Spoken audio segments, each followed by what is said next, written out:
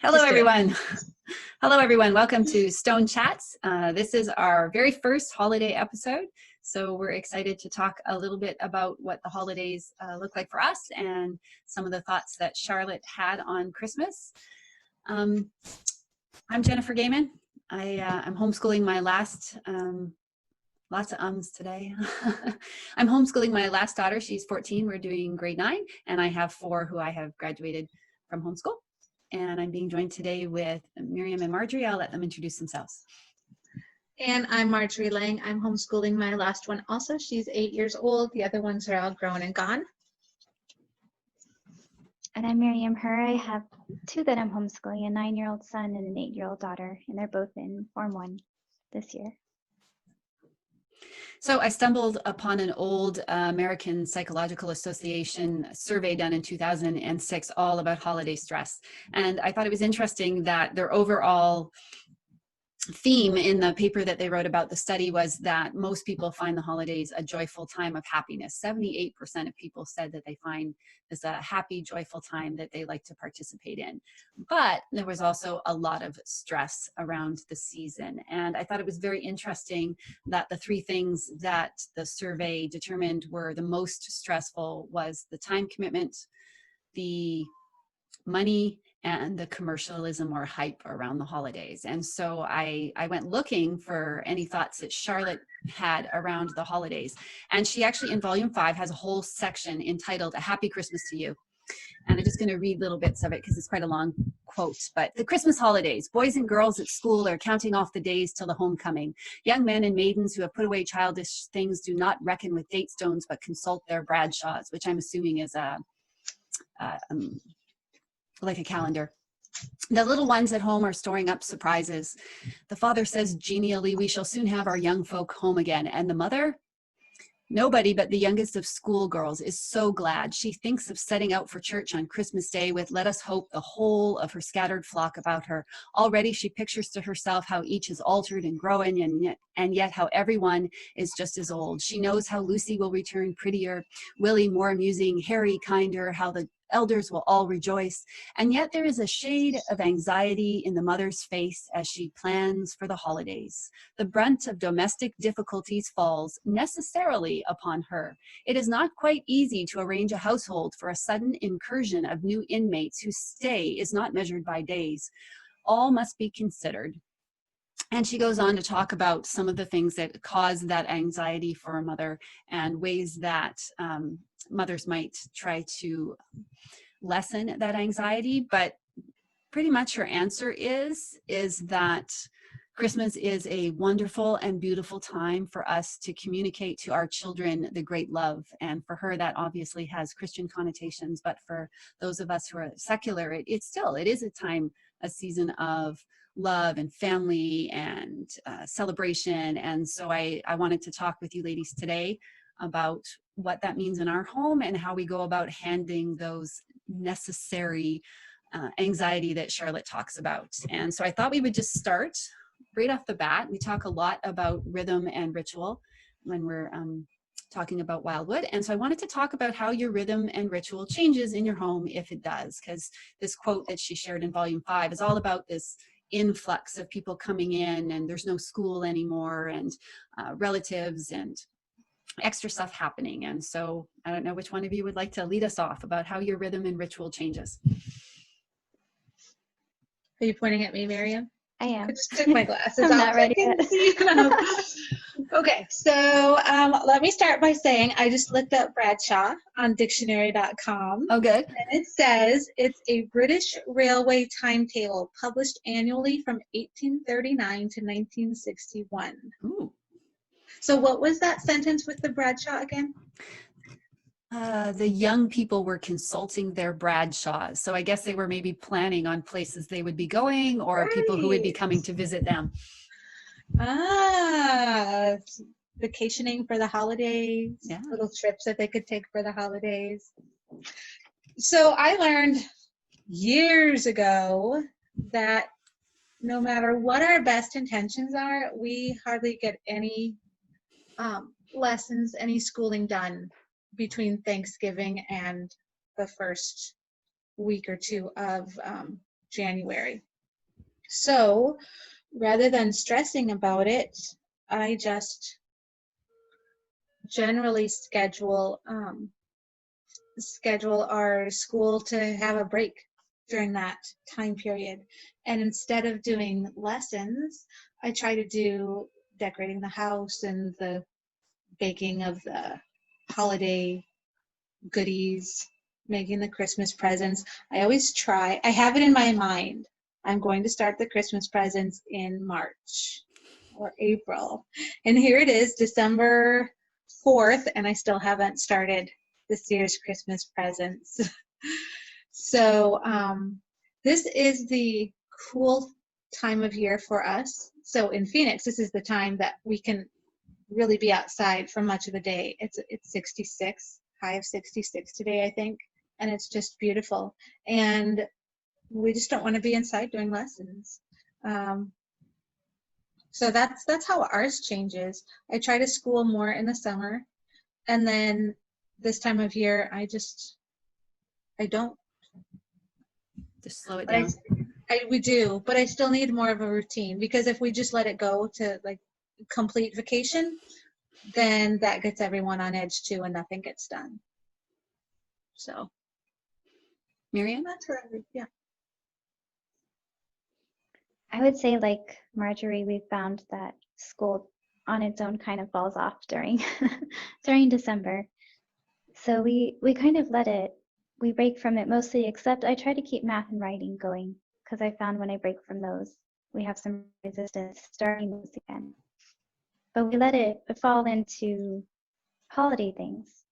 Like they'll enjoy the writing cards and letters, and I'll just let it be all free writing that they have fun with. Our days get slower. A lot of commitments we have for the rest of the year fall away during the holidays. Like their co-op, it stops for the holidays as everyone's traveling or doing things. So we'll be home more. We have slower mornings.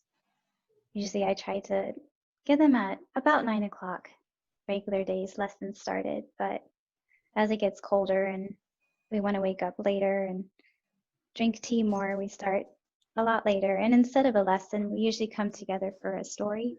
Right now we're reading The Hobbit, and I feel like that's a great cold weather, stay inside and snuggling story. So we've been doing that. Other than that, we try to maintain the rhythm that we have throughout the year, usually painting on Mondays, modeling on Tuesdays, crafting on Thursdays, baking on Wednesdays.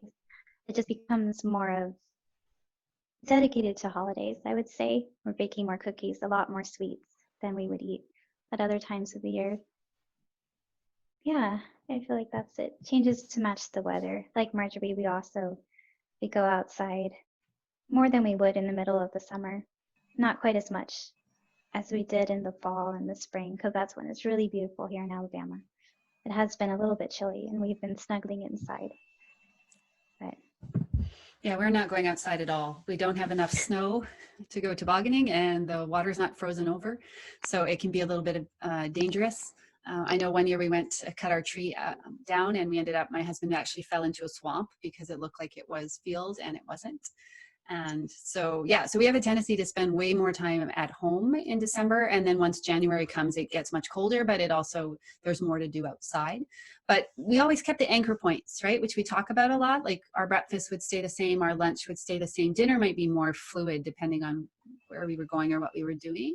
But yeah, I think probably my first or second year, so Hannah would have been 6 or 7, and then I would have had, so if she was 7, I would have had a 7, a 5-year-old, a 4-year-old, a 3-year-old, and I would have been pregnant or had a baby a couple years after that. I might have tried to have maintained school and just made everybody unhappy. And so I think like Marjorie, I very quickly, we don't do any school. There's nothing planned. I have no expectations about getting anything done, even with my older kids. But like Miriam, I always tried to make, so we would still have that time together around the table in the morning, but we would make cards, or we might, I might package like Christmas. I'm thinking like I would have the kids count, like we would make chocolate dip pretzels, and then I would have them count. Everybody had to put 10 pretzels in a bag, and then we would put a ribbon on it. So it was school-like, but it didn't look like school. And it kind of made it easier, and they were more excited, and a nice break. I love that you're reading a book, Miriam, because that is one of the other quotes I have to share today is also from volume 5. And she talks about how the evening reading should be entertaining and not of a kind to demand severe mental effort. But the long holidays are too long for intellectual dawdling. Every Christmas and summer vacation should be marked by the family reading of some great work of literary renown. But in the next paragraph, she says, yet be it confessed that in the matter of reading, this sort of spoon feeding is not the best thing, perhaps after all. Far better would it be that young people should seek out their own pastors, the parents doing no more than keeping a judicious eye on their rovings. And so I find it interesting that here she's offering, yes, this could be a time that you read a book together, or maybe not. Maybe this is a time where you can really let them have their freedom and just supervise. And so I read it a couple of times because there's this, yet be it confessed, maybe this shouldn't happen. And I was trying to figure out, so is she saying we should or we shouldn't? And I honestly think she's saying that you need to do what you think is best for your family and your kids right now, and that there might be nothing wrong in sharing this, spending your evenings reading a great work of literary renown, but it also could be a time where you want to let the kids run off and read on their own. And she goes on to talk about how a lot of young people don't read nowadays. So if they're not reading on their own, then maybe you do want to have a family reading time. And we've always read, we always read every year. Well, I didn't this year or last year, I think, because no one's home as much, but we read a Christmas Carol by Dickens. I read it aloud the week before Christmas, and then we watch one of the versions of the movie and we kibitz about what's wrong with it or right with it. And but I love that idea of just cuddling in and have our tea and our cookies and watch the snow falling outside and read a book. It's one of my few postcard moments I have during the season. So I love how when she writes, sometimes it's as if she's working out her thoughts as she's writing. And she doesn't edit that completely out to say, okay, this is the one right way that I'm going to tell everybody to do. She says, I think this is a great way, but this other way could be great too. And so she doesn't take that and say, you know what, nope, I'm going to go with the option B and say that this is what everybody should do. She just leaves it open because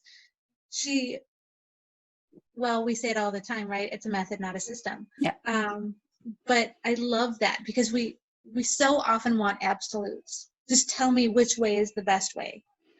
But then when we get that and it doesn't work for our particular family, we tend to throw out everything. Well, that didn't work for me, so none of it's going to work for me. I don't know. Maybe that's just the people that I hang around with tend to be very black and white, but I love how she brings that gray area into her work also. Yeah. It works, but this could work the same way, Exactly. like you said. It just depends on what's right for your family that year. Well, and she ends that whole section by saying, and put them in the way of finding their proper intellectual nourishment, because that was always her goal, right? Her goal was always to provide this intellectual feast for the children. But of course, that feast is going to look different. It's going to look different on different days. It's going to look different on different weeks. It's going to look different. In my home now, I'm trying to do math with my 14-year-old because we are behind. You can listen to our Head and Behind episode I just air quoted the words behind. I have some work that I'd like for her to continue doing, and so we're doing math, but my others are now, university just ended yesterday, and so I have 3 of them who are home full-time now.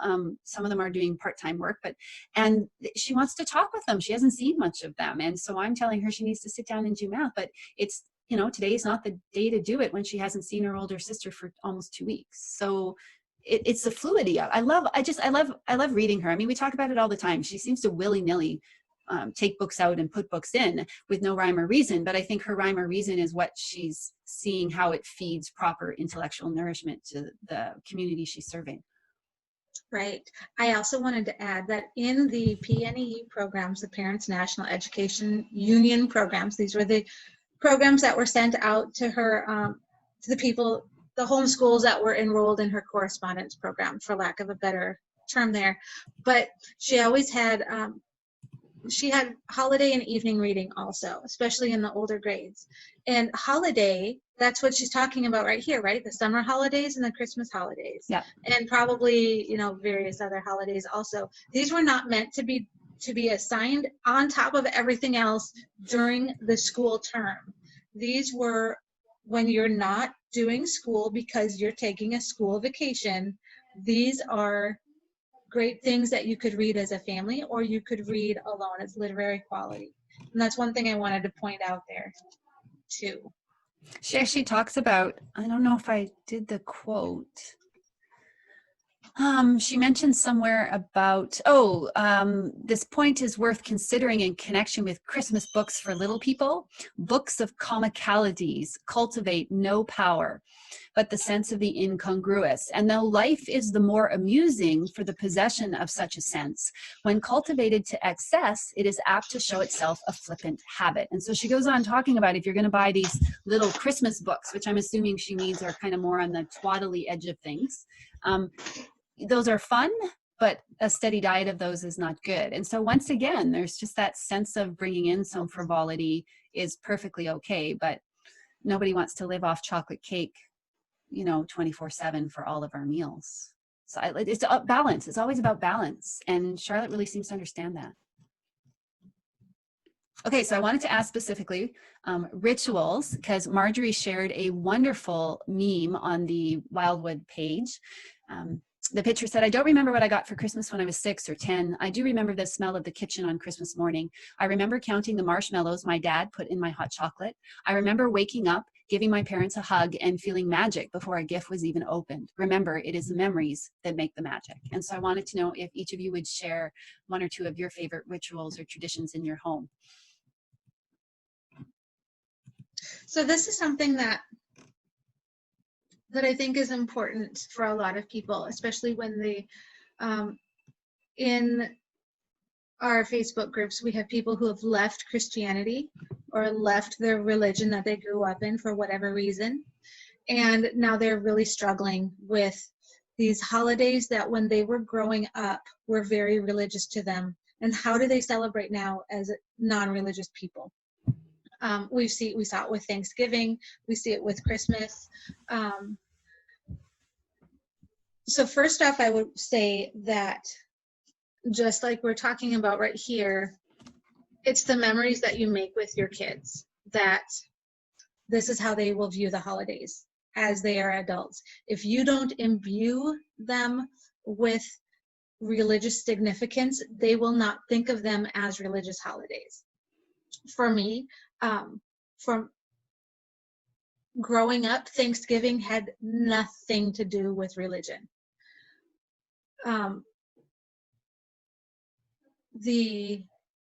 For my children, Thanksgiving had pretty much nothing to do with the Pilgrims from the 1600s. That's not something that we ever even talked about. I mean, maybe we read the story when they were teenagers or such, but Thanksgiving was always just a time where we got together as a family, and we were thankful to be together as a family, and we were thankful for what we have, and this kicks off the rest of the holiday season. So we never dealt with the real story about the first Thanksgiving, which Thanksgiving as a holiday wasn't even nationalized until I believe Abraham Lincoln, much longer after the Pilgrims. So all of that original colonialist attitude or story was added on to the holiday. It's a really convoluted thing once you get into it, but we just never even brought that in because it made no difference to us as a family. So the same thing with Christmas is if you don't focus on religious aspects of this season, then your children will not grow up with those religious aspects associated with the season for them. So not being Christian, I don't even talk about Jesus and the manger and the whole Christmas story like that. When my younger daughter, she's 8 right now, when she's older, I'm sure we'll go over the story as just part of cultural knowledge. but it's not something that's important to us for our celebration of the season. So we have our Christmas tree, and we get together as a family. My mom and my sister live together in Texas, and they will either fly out here, or on alternate years, they'll either come to our house or we will go to their house.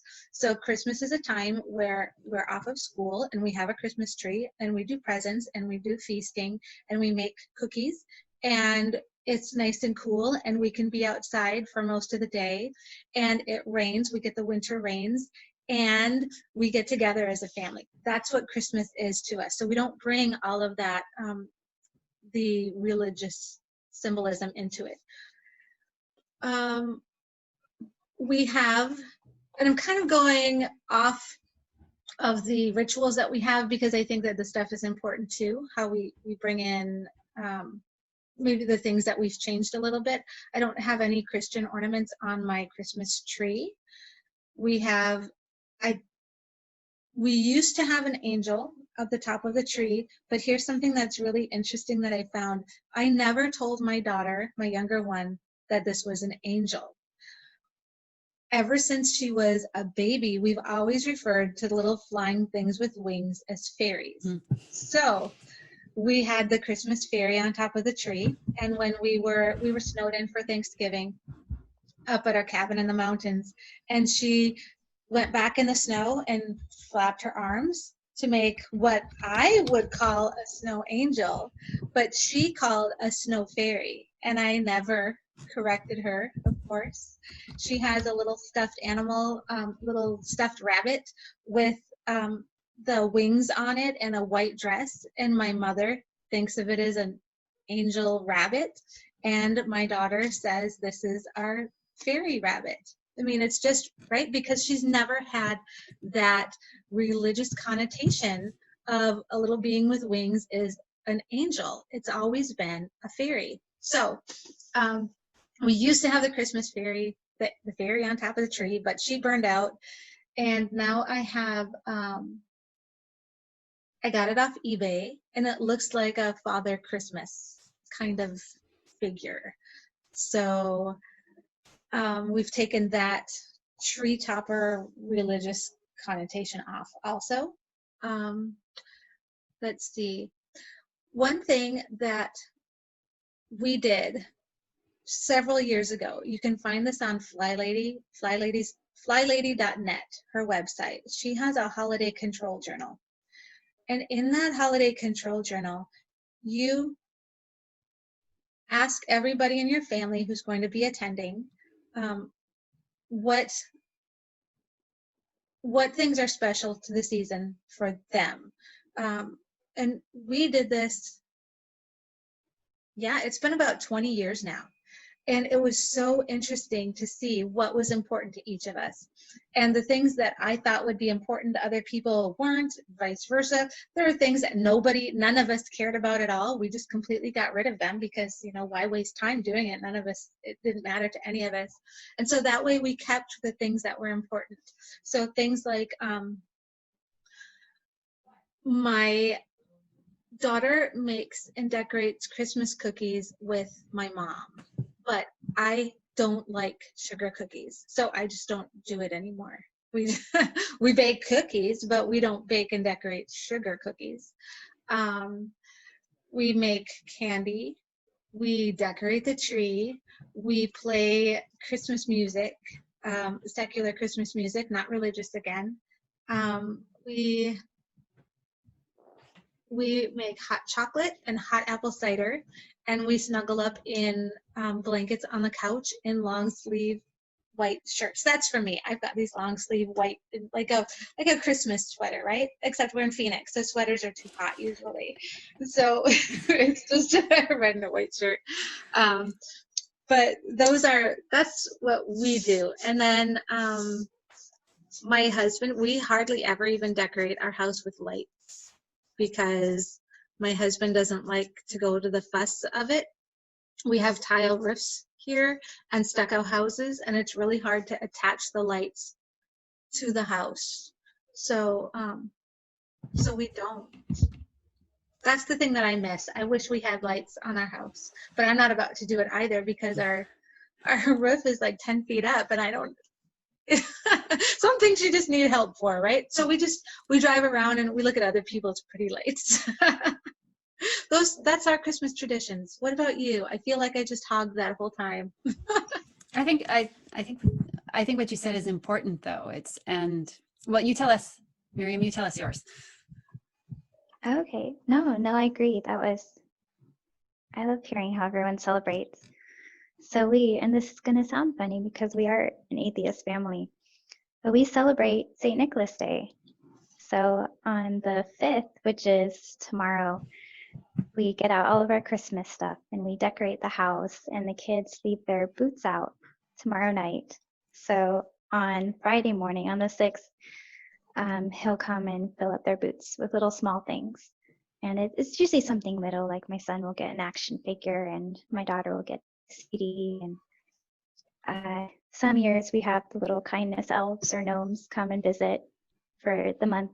And when the kids wake up, they'll be in a funny spot, only maybe a few times a month because I'm pretty lazy. But they'll have an idea, like bake this certain kind of cookies or go help someone with something. And they like that. But that's in their boots. And we've done that since they were little, about 2 and 3, when we first found Walter, and I fell in love with the festivals. Even as a secular family, we just love that idea of coming together and having this day and this week of this focused passion on, I feel like, celebrating humans. You know, we come up with these beautiful ideas and gatherings and reasons to get together and have fun. I feel like even though we're secular, that human aspect is always there, and that's what we celebrate. So we do St. Nicholas Day. We also do Advent. We light a candle each day. Also, nothing religious behind that for us. Just the beauty and simplicity. I think there's something so magical about lighting a candle when it's dark out. I've always loved it as a kid, and they love it, lighting it and then blowing it out when it's done. And sometimes we have to relight it so they can each have a turn blowing them out. Right. So do you use it as a Christmas countdown then? We've tried it different ways. We've had a countdown to the solstice, and we've had a countdown to Christmas. They like Christmas better because that's more candles and it lasts longer. So we made 2 years ago. We made a salt dough Advent ring, and it has 25, or yeah, it has 25 because they lighted on Christmas morning. They're so excited. Yeah, they love that. And we love Sparkle Stories, and they have a couple of audio Advent calendars. So we'll listen to a story each day, usually Martin and Sylvia and the Junkyard Tales. If you've heard of that, they love those. It's a sweet little story leading up each day. And then on Christmas Eve, we'll open one gift. That was always a tradition growing up I had. And they open up, and it's usually pajamas or fuzzy socks and a board game, something that we can do together that night, Christmas Eve. And then they leave out their cookies and carrots for Santa as a thank you for filling up their boots on the 5th.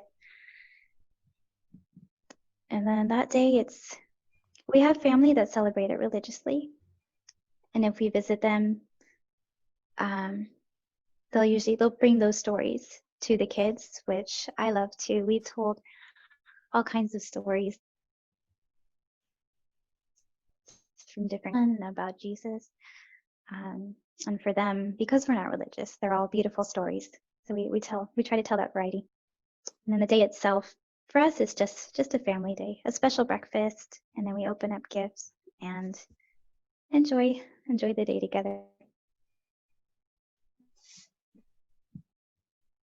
And that's how we celebrate religious. I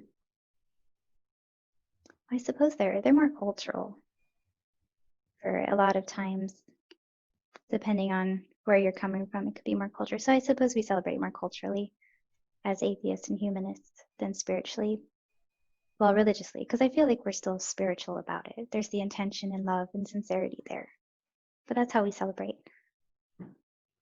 Yeah, So I'm coming from, we left religious life. And so my children had grown up with all of the religious aspects of the Christmas season. And so then I needed to deconstruct some of that. And I think that the thing that helped the most is looking at each one of what are often cultural aspects of the holidays as well as the religious aspects, and determining if they held meaning for me and my family.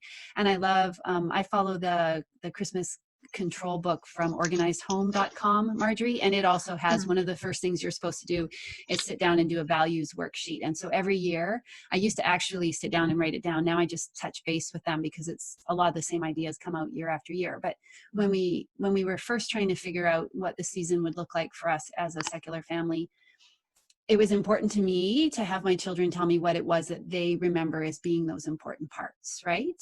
And to ask them, my oldest was 13 at the time, to ask them what parts would make Christmas Christmas for them, or the holidays, and what parts would they really miss, and then to look at those parts and figure out. So we have a tree. Now that's really important for me, not so much for some of the Christian aspects that are tied into it, but it gets really cold here and it is dark. Like I'm sitting in my bedroom right now and I've had to turn a bunch of lights on because the sun is going down. It'll be gone in 45 minutes up here. So What time is it? it is 3:30 where I am. Okay. So by 20 after 4. But the shortest day of the year is coming. And so for us, December has been about bringing in that piece of greenery. And we, for many years, we went actually out into the bush and cut a tree and brought it home and set it up. And the idea of having, we have a tree fairy now on the top of our tree. We have a dryad that is made out of corn husks that sits on a tree. And we do decorate with lots of greenery because it is brown and white outside my window right now. And so we have poinsettias and we hang ivy along the tops of the windows. And I put out a bunch of greenery of things we've made, or because I want for the house not to look so barren, so harsh, so the heart of winter, you know? So that's one of the things that we kept, was the decorating. And food is a big deal in our house. So we still make cookies, but the cookies have, you know, changed shape. I have a health condition now that requires me to change the way we're eating. And so this Christmas, there was a sit down discussion with my kids about what's that going to look like, because there are now lots of the treats that are part of Christmas that I can no longer partake in. And how do we navigate? Because I don't want my house to be full of a bunch of stuff I love and can't eat. Right.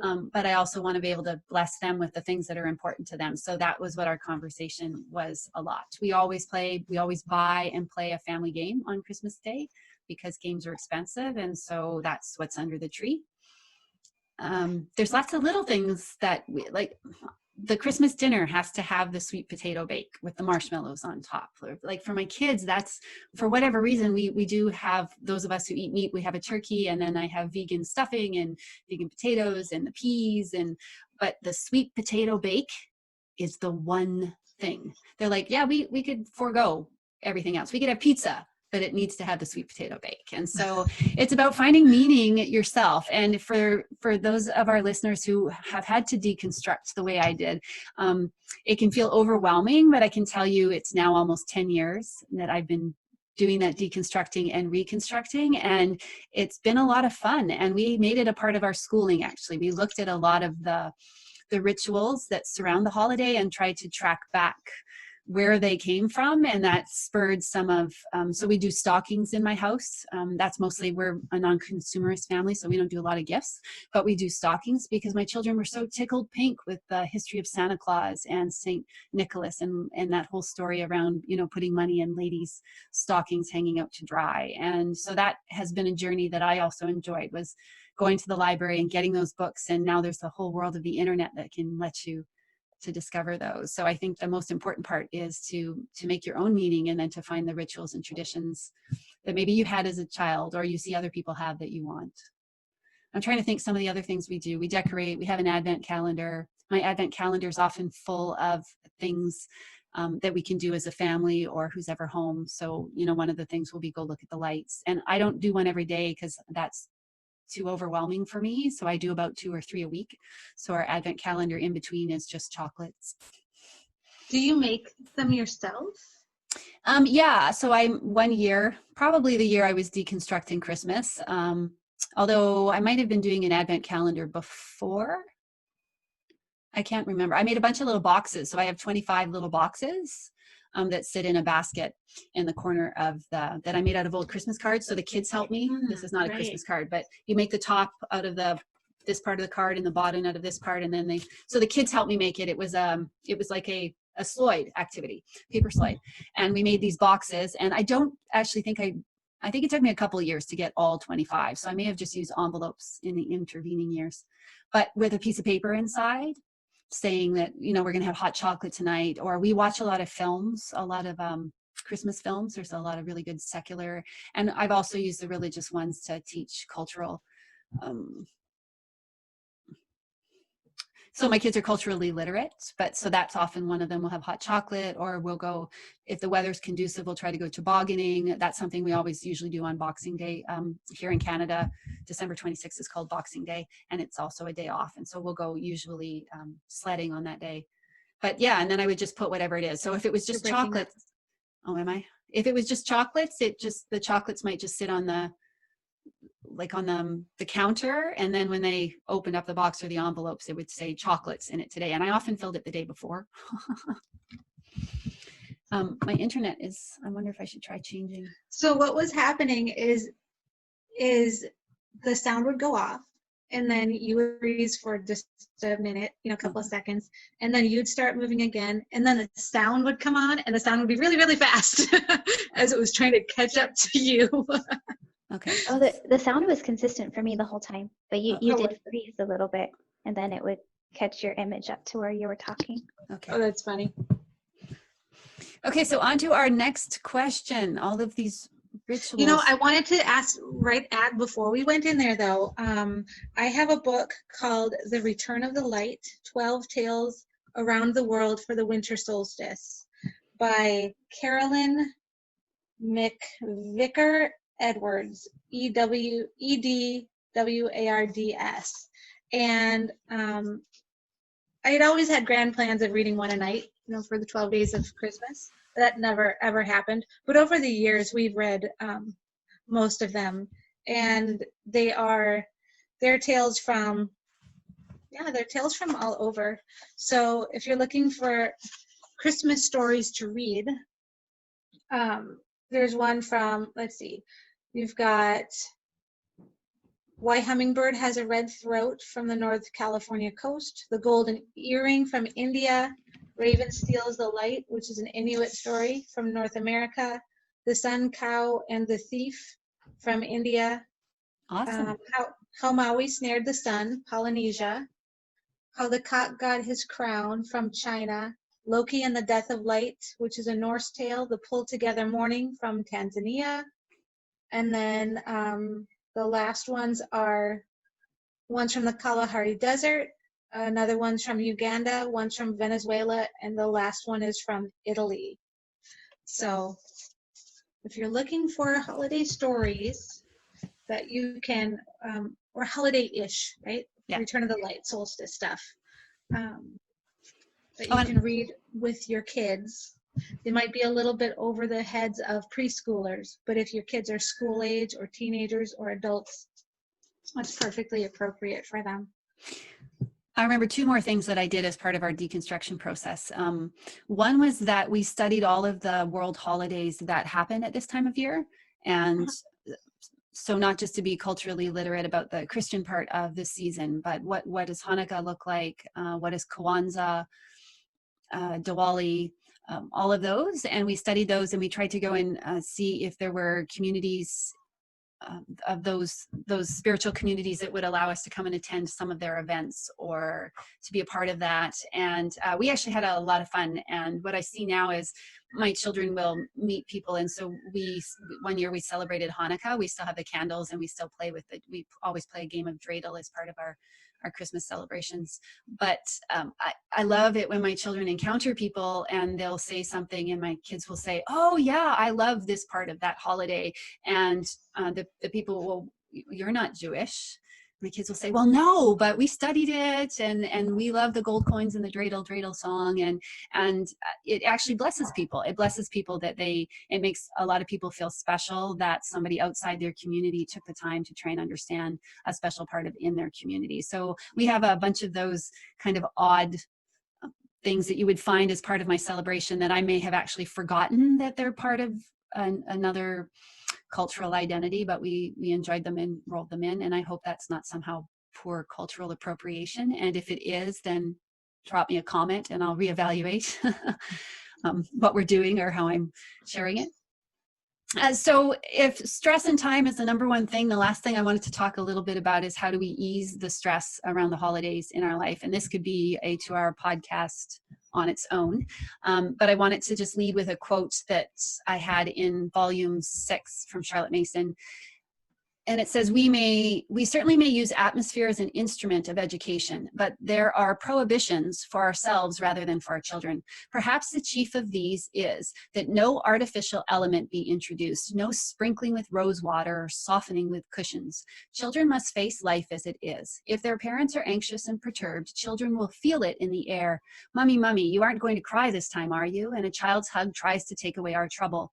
But by these things children live, and we may not keep them in glass cases. If we do, they develop in succulence and softness and will not become plants of renown. But due relations must be maintained. The parents are in authority, the children in obedience.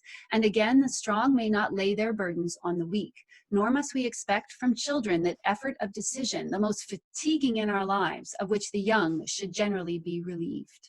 So I love this idea that it's still our job to protect our children from some of the stress that happens. And of course, times when we have to be with family, if we have family that's not strong, or worse yet, we have family that's troublesome, our children are going to see that. They're going to know that we're stressed by it.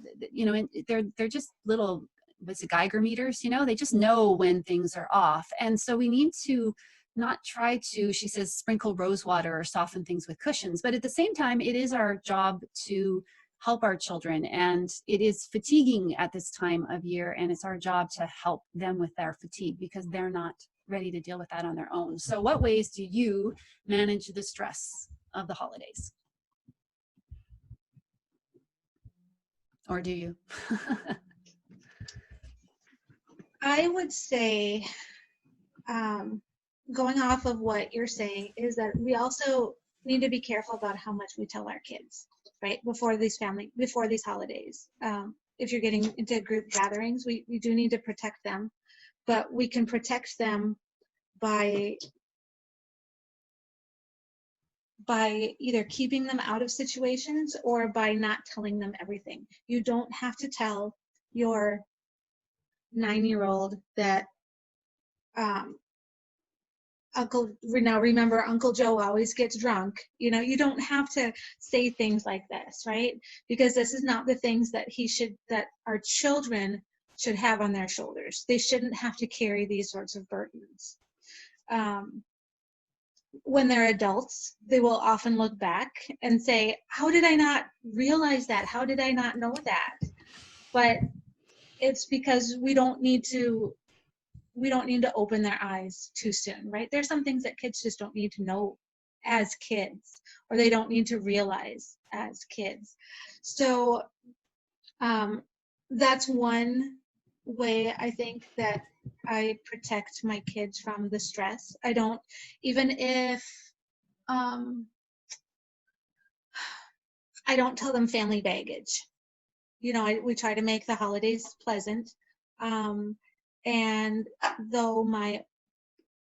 if we were to go back to visit my dad, well, my older daughter, who is 23, knows that I haven't had a relationship with him. I haven't seen him since I was 12, and thus have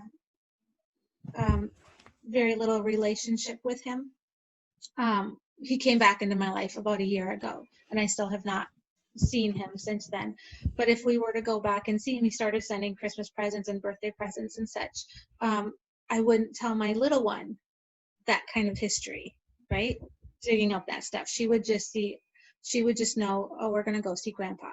So I wouldn't tell those family history stories that should be kept behind closed doors. I'm not going to air my dirty laundry in front of the littles that can wait till they're older.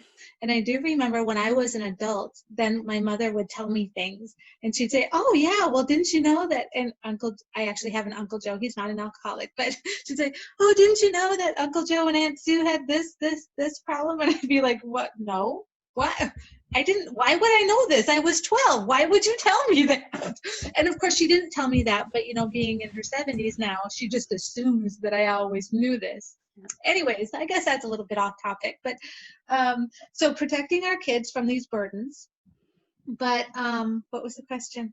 How you well, no, because Stress. it's how you handle stress for the season. And I do think that that's on topic, because for those of us, especially for those of us who have families that maybe don't share the same values or are upset that values, in my case, values have changed, then there needs to be, like, my kids needed to have some sense of what might come at them and how they might deal with it.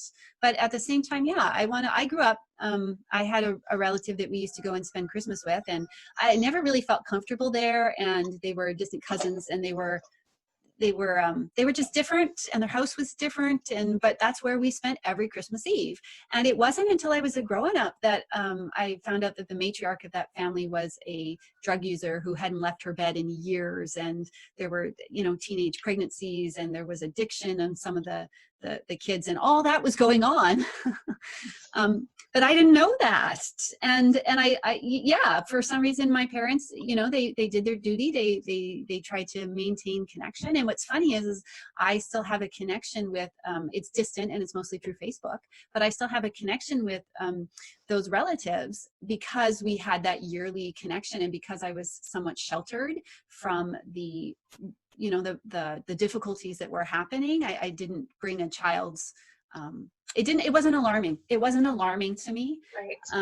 I mean, I had some sense that something was very different from my own home, but yeah, so I think that sometimes there is value in trying to protect our children from some of the really stressful stuff that can happen around the holidays. Yeah. So our own stress. I reduced my expectations for myself. I don't try to recreate what my mother did. For one thing, she wasn't homeschooling.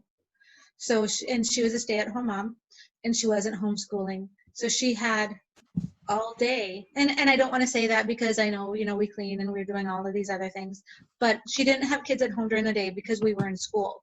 So she had free time during the day without children under feet to do these big decorations and to make tons of candy. And she wasn't exhausted at the end of the day when we came home or on the weekends to do the cookies. And so we did a lot of these things, but I don't recall my growing up years, Christmases, as feeling stressful. And I think it's because we didn't overload ourselves with things like parties, right? So I grew up in the Catholic Church, and we would go caroling, and we'd go on a hayride. And that was it. I mean, that was our Christmas festivities with the church, other than going to Christmas Mass. But we didn't have office parties on Friday night and co-op party on Saturday and this party on Sunday. We didn't have all of that. And I don't do that either. We go to the required work Christmas parties, and I even hate it when we do those. And my husband is always wanting to get together with all of our friends, and, well, let's do this on Friday and let's do this the next week. And I'll just tell him I can't. I just mentally and physically, I cannot go out every week and socialize the way you want me to with all of these people. So I try to do that. I try to cut way back on our outings, our Christmas outings, or our Christmas parties that we're expected to go to. Like Miriam was saying, our homeschool commitments go way down with our groups. We're not part of a co-op, but we do, we go to what's called homeschool happenings, which our local regional park has a ranger, and the ranger puts on a program twice a month on the first and third Thursday and Fridays of the month, and they're nature programs. And her name is called Ranger Amanda. And her name is Ranger Amanda. And we only have one in December, and that's going to be this week. So we won't have the one later on. So that frees up some time. Yeah, I guess that's what I do is I try not to overcommit. I still try to keep the commitment low so that we're still around the house most of the time. And I don't expect that I will recreate. You know what? I try to make good holidays for my kids, right? But just like we talked about, I do what's important to us. I don't try to recreate everything that my mom did, plus add on more. Because even my mom couldn't do everything that she did, plus add on the extra stuff. So when I add things that are important for us, I necessarily take out things that my mother did. So I think that's really important, is if you add something, you need to take something out. Otherwise, it's just keeps piling on, and then you get completely stressed. And I think you have to say no. Miriam? And not feel guilty about it. Yeah, I feel like our biggest stress is how fast things can become during the holidays. So we try really hard to keep it slow. The first, I want to say 6 years of our kids' lives, we would travel between Chicago and Pittsburgh, visiting family instead of staying home.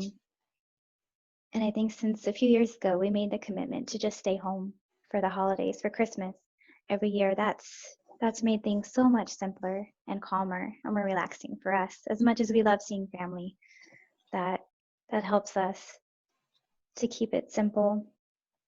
And I think the things that we do to celebrate the season, we try to keep those simple. Like we have an advent calendar. It's a printable one from Hearth Magic. And it's, instead of any kind of task behind it or something linked to each day, because I'm terrible about sticking to those, it just has a pretty image or an animal behind it, but it still has that ritual of opening a little window each day that they love. And we do that. Their favorite one is one that leads up to the winter solstice.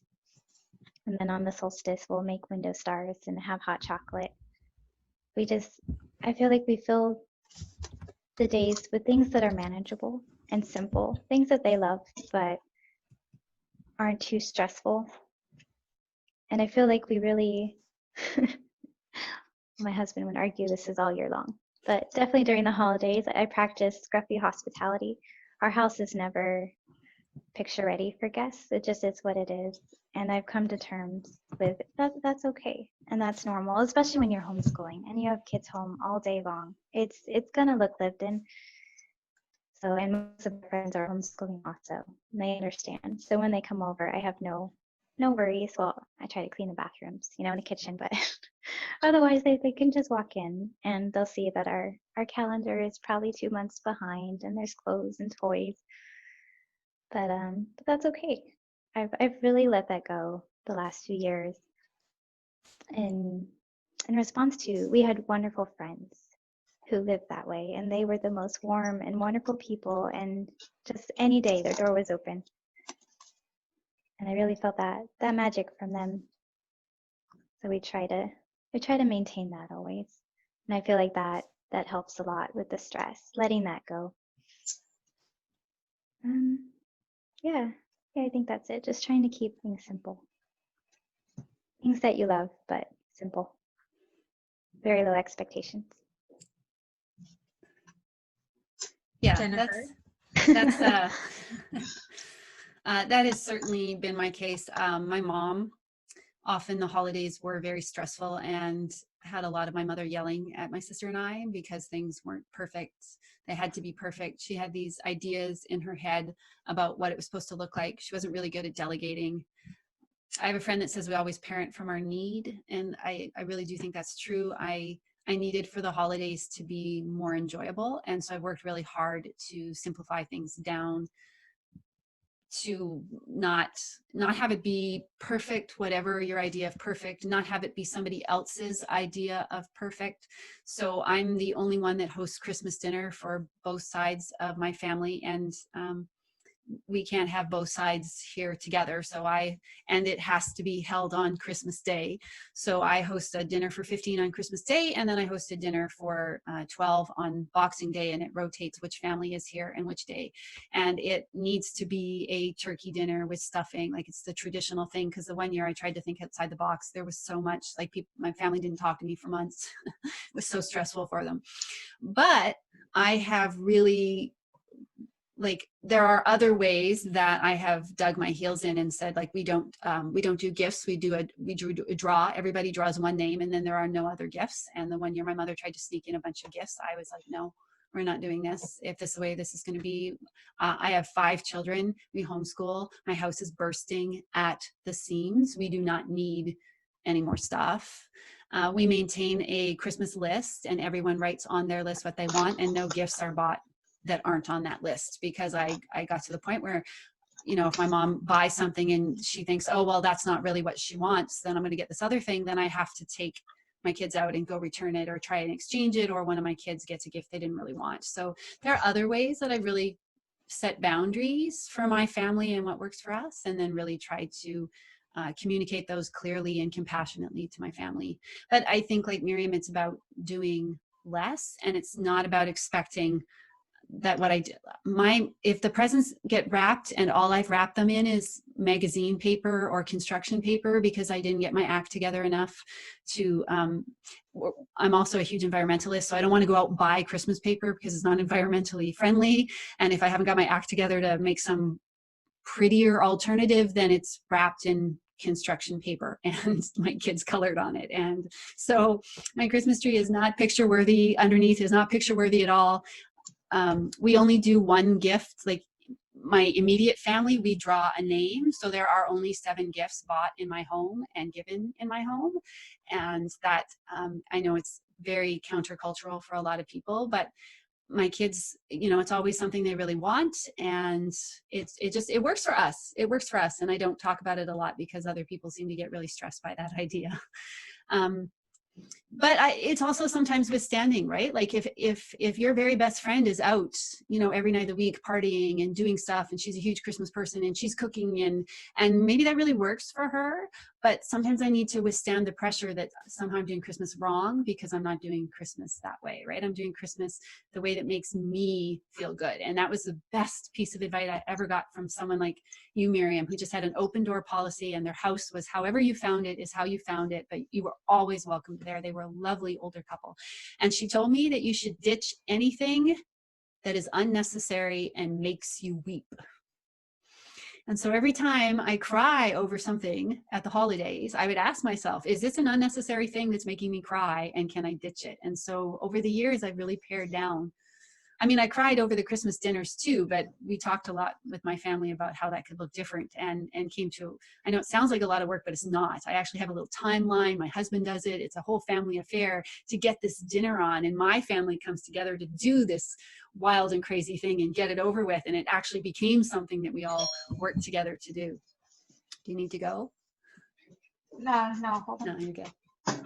So yeah, I love that idea. If it makes you cry, then really seriously consider why you're doing it or why you think it's important to do. What is it, Mama? Who's it for? I don't know. Ooh, Amazon. Yeah, it's Amazon. It's a Ryder truck or Penske truck because they don't have enough trucks right now because of the holidays. So they're adding rentals. And I have another piece of advice that someone gave to me about self-care. And what they said is, if one of your children was doing what you're doing right now, you would take them aside and you would give them a hug and you would say, like, no, this is not right. This is not good. This is not healthy for you. So why do you let yourself participate in this without taking yourself aside and saying, this isn't good. This isn't healthy. You need a break from this. Right. Because we don't think of ourselves as being as worthy as our children. Mm-hmm. But what a better gift to give our kids, to care for ourselves, to let our children see us caring for ourselves in the manner that we care for them. Which I think is what Charlotte's talking about when she's saying don't cover don't cover it with rose water or, you know, pat it with cushions. It's about living life as it is, being honest. So on that timeline thing that you have for your cooking, I've had a timeline too since 2000. The earliest one I kept was 2004. That's when I stopped reprinting every year. I think that's mine would be maybe 2006. Maybe I'd have to go look it up. So this has worked wonderfully for me every year except one year. I had my mom over. We had moved up to Wisconsin, and my mom came over. My sister came over early. I don't know why they hadn't done it before. I don't know if they hadn't been over when I was doing my timeline before, or if there just was never an issue before. But this one year, oh my goodness. I had a timeline of when to put the turkey in the oven, right? Based on how many pounds and, you know, everything. It was all wonderful.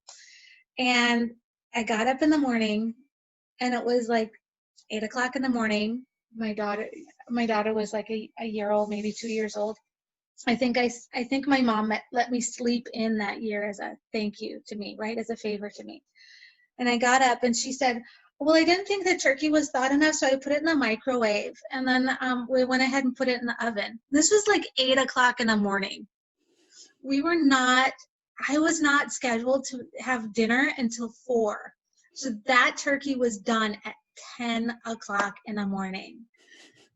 And I was so upset. I cried. I went in my bedroom and I cried. And everything on the timeline was destroyed, of course. You know, she had said at like 9, oh, well, don't we need to be doing this and this and this? And I said, Mom, I've got my timeline. I've been doing this for several years like this. I think at that time it was like 7 or 8 years at the time. I've been doing it. I've never had an issue. Everything goes perfectly smoothly. I don't feel rushed. I get everything done. And then the turkey was done at 10 and everything was thrown off. And then my mother was standing over there saying, oh my gosh. Okay. So a couple of days later, we got it on the table. Of course, the turkey was cold by the time everything else was done. I was completely stressed. And a few days later, she called me and she said, I talked to my neighbor. And my neighbor agreed with me that we would have just gotten everything done first thing in the morning, and then you wouldn't have had a problem getting everything on the table. I was like, oh my gosh, Mom, you know what? I love you, but don't ever, ever put my turkey in the microwave again. Let me handle it, okay? Oh, yeah, and then adding that you talk to your neighbor about it? Not. Yeah, I'd like to be on a fly on a wall when my mother's complaining about some of my Christmas holiday boundaries. Right. It'd be interesting to see the other side of it. No, I gotta say though, since then, nobody has messed with my timeline for cooking. Yeah. Nobody tries to do other things. Yeah. Oh. Nobody messes with mine. It's just down to, like, everyone knows. I printed out. I think I have it in a duotang now, and it's got all the recipes in, so that yes, that's what I have. If something happens, if something happened to me, somebody else can get this done. So speaking about, you know, not stressing, we've got the timeline right. And my daughter called me. She's living with her boyfriend right now, and apparently her boyfriend and his dad only do turkey and mashed potatoes for their holiday dinners. And she said, no, you can't just do that. And so she called me and asked me to scan and send her a copy of our holiday binder. So what I have is I have a 3-ring binder with dividers inside for every holiday. And I have the menu, what I do traditionally for every year. I have the grocery list all made up that I can just go to the store with my list in hand and get everything I need. I've got all of the recipes photocopied and put in there. So everything is there. And then I've got like the decorations that we're going to do, that we typically do year to year, our holiday traditions. And this is not just Christmas. This is also the Easter time, springtime, solstice, whatever you want, or equinox, whatever you want to call it. We've got Halloween, I've got Thanksgiving, I've got all of this in there. And that helps me not have to reinvent the wheel every year. That's a huge stressor. Saves non-stressor, save stress reliever. That's a huge stress reliever every year. Yeah, and I like it because I can point out, so wait, I have a number of items like just for the Christmas one that have to be pre-done in the week before or 2 weeks before. I, have notes. And so then if someone's feeling like, is there something I could do for Christmas? I could say, yeah, you can make the cranberry sauce. It's in the Christmas do-a-tang. Just find the recipe and follow the instructions. And yeah, so every year I have kept, so I have probably, I think my first package of Christmas notes goes back to 2002. And then every year I could look back and see, I would try to make notes about what worked and what worked and what didn't. I did that too. Yeah. Yeah. And so now I know which crock pot burns the dressing, the stuffing when you leave it in there all too long. Day. Yeah. Yeah. And I'm in a season where things are changing. So I'm needing to make more notes because, I have, well, it was two. It's now just one of my children because we had a huge breakup here, but who spend Christmas with their partners' families. And so now I'm making notes to myself about what that looks like and trying to change my expectations so I don't have my whole family home always for the big moments, right? Like, we're so used to having everyone home for Christmas dinner, but now I have children who are going to have other places that they may want to spend those holidays, and what does that look like? And so I find myself once again, even though there had been a while where I wasn't really writing too much, now I write more about who was where when last year and what that looked like and how it worked, and is there something that we can do next year that might make a difference. So right. Yeah. There you go. You guys are incredible. I think we're both dedicated to trying to make it simple and enjoyable. That came about for me because I realized that for 2 or 3 years in a row, I was making the same mistakes. And I just thought one year, you know what, I'm going to write down what worked and what didn't work right when the day of or the day after it happened. So it's all fresh in my mind. And then next year, it'll be easier. And it was, because I would reread those notes and I would then remember, oh yeah, this crock pot burned this when I had it on low. It needs to be on warm because this is a higher temperature crock pot. Or this was, I waited until the night before to try to do all of these things and it didn't work. So next year, start preparing on Monday, getting different things out on Monday when Christmas is on a Thursday, or things like, I remember one year I didn't take out butter to thaw out of the freezer, and then I was frantically trying to soften it for one of the recipes. And I just wrote, take the sausage and the butter out of the freezer the night before. Just little things like that, that hide the marshmallows you need for the sweet potato bake because the children will open the package and eat them. There you go. And then write down where you read them. Exactly, right? Or I think last year Kirby used like 2-inch masking tape and put it around the container and wrote "no" on it in huge letters. So those are the things they're going to remember. They're going to remember the marshmallow package that was duct taped with the word "no" on it, right? So they didn't eat it because they wanted it on their sweet potato bake. So, well, thank you so much for sharing your ideas. Do we want to have a nature minute, or do we want to? We are now at 2 40-minute episodes, so maybe we should just wish everyone happy holidays and move on.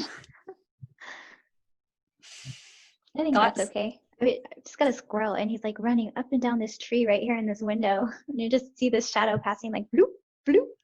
Oh. Well, there's Miriam's nature minute. Okay. My quick nature minute is my neighbor is a huge birder, which I think I've shared on here before, and she got pictures of a great horned owl that is living in our neighborhood, which is why there are no longer any rabbits in my yard. So that's my Which is good and bad, right? Yes, good and bad. I mean, yeah, it's nice that my neighbor dislikes them more during the summer. She's a huge gardener, and I don't think she cares so much during the winter, but we certainly enjoy their part of the wildlife in our backyard, and we enjoy them. And we have very much been missing them and weren't quite sure where they had gone to, and now we know. Now you know. Yeah. Now you know. So We have been having a little bit of rain. We got a whole inch over Thanksgiving. We were gone to our cabin and we got snowed in. We got over a foot of snow up there. It was forecast 1 to 3 inches. But yeah, we got over a foot. We didn't realize it because we've never been up there for snow. But we are in the mountains above the town. So when the town is forecast for 1 to 3 inches, they're probably 1,000 feet lower in elevation than we are. So we have to expect a lot more snow. Luckily, we had all of our winter gear from when we lived in Minnesota, so we had no problems. But at that same time, as up 4 hours north of where we live, we were getting snow. Down here in Phoenix, we got an inch of rain, and we got a little bit more last night. The lizards are all hibernating. We keep going out every night. My daughter keeps wanting to catch the geckos, but they're not out. They have to be hibernating now. And we're starting to get some grass around the garden now, along the edges, because we finally have enough moisture in the soil. That's awesome. Yeah, that's my nature minute. So different. I know, isn't it? You're thinking everything's dead here, and I'm saying, oh, everything's starting to grow. Yeah. I want to see a picture of your yard, Marjorie. Oh, it sounds lovely. I grew up in the desert in California. I miss it. I like it here. I'm not gonna pretend I don't, but I do miss it. But desert is a whole different. It is. It is. Okay, everyone. Well, from our homes to yours, we wish you very best of the holiday season and a beautiful 2020. Thank you for listening. Thank you.